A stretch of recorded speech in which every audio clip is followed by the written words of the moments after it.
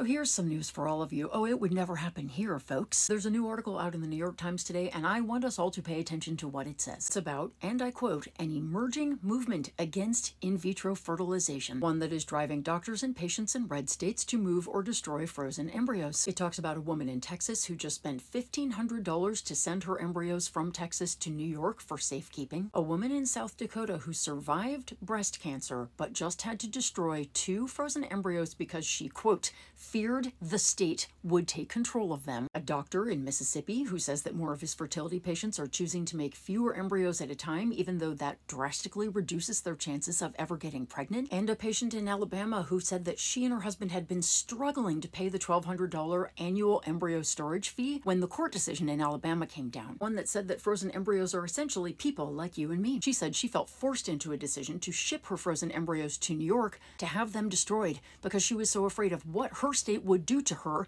if something should happen to them there. So can I be really clear about something as somebody who has a child because of IVF? This is completely unacceptable, and this is not freedom. It happened because of Donald Trump. None of this would be possible without the overturning of Roe v. Wade, which he has bragged he's responsible for. His goal and Republicans' goal is to bring this whole IVF thing to the entire country. Republicans in the Senate just in June blocked the Right to IVF Act, which would have issued federal protections for IVF patients, including, of course, Republican vice presidential candidate J.D. Vance. Trump has promised to work side by side with the people who are the most extreme on this subject, people like the Southern Baptist Convention, who just in June Trump thanked for their devotion to God. One last thing I want you to remember, 86% of Americans believe that IVF should remain legal, and more than 3 in 4 Americans support it. But the Christian nationalists who are running Donald Trump and the Republican Party, they will not stop until it is gone. So that 86% of us who do support IVF access, we better turn out in November, or this will totally happen here, because it already is.